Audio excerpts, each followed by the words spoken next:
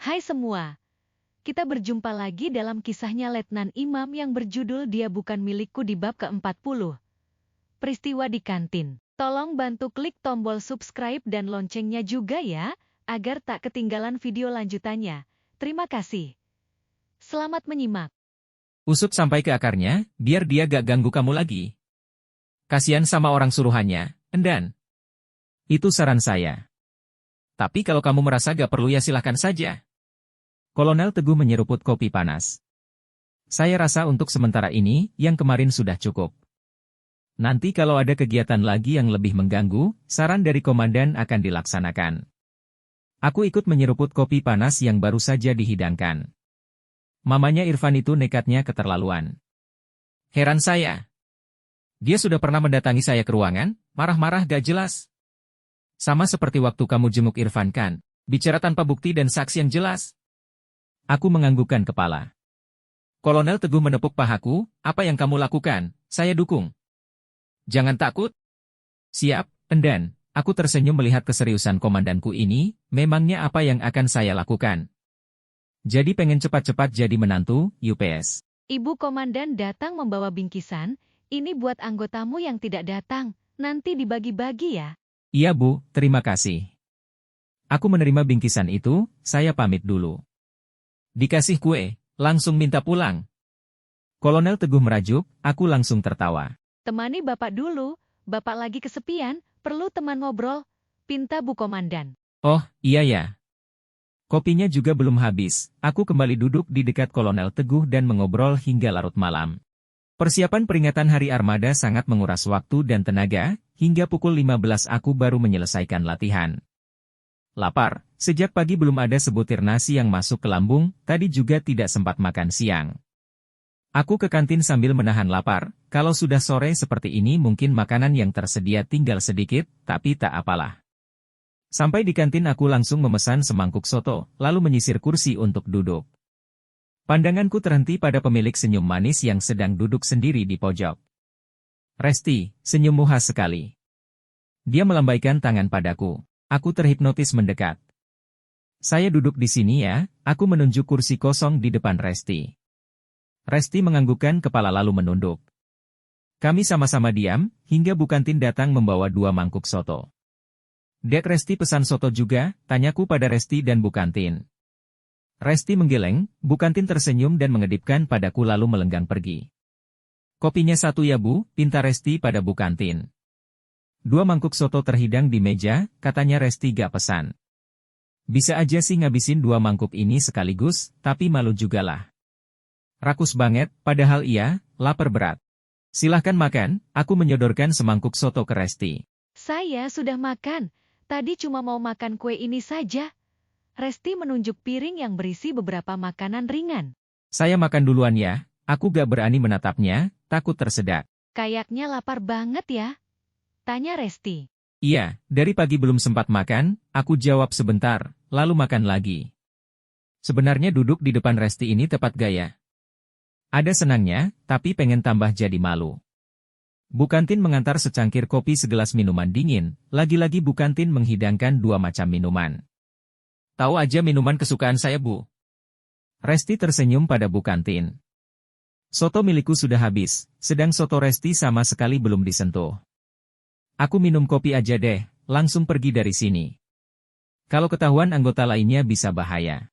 Mas, tambah lagi ya, mubazir, kalau tidak ada yang makan. Resti mendorong mangkuk ke arahku. Aku garuk-garuk rambut yang tak gatal. Gak sanggup lihat senyumnya itu loh. Ini porsi sarapan. Resti menunjuk mangkuk yang kosong. Ini porsi makan siang, katanya menyodorkan mangkuk yang masih penuh. Makasih ya, kataku gugup, daripada bingung mau ngomong apa, mending makan aja deh. Resti duduk menyandar ke tembok sambil meminum minuman dingin yang tadi dia bilang kesukaannya. Apa minuman kesukaannya? Aku gak tahu, saat ini belum mau tahu dulu. Tak butuh waktu lama mangkuk kedua kini telah kosong, aku segera menghabiskan kopi yang ada. Rasanya gemetar makan di depan Resti seperti ini, untung sudah kenyang. Saya permisi duluan ya, aku berdiri. Sibuk banget ya? Sorot mata Resti memelas, aku kembali duduk, lalu kami sama-sama diam. Canggung, itu sangat kurasakan sekarang. Bingung mau ngomong apa, padahal banyak sekali yang ingin diungkapkan. Dulu kantin menjadi saksi setiap pertemuanku dengan Resti, masa-masa itu begitu indah.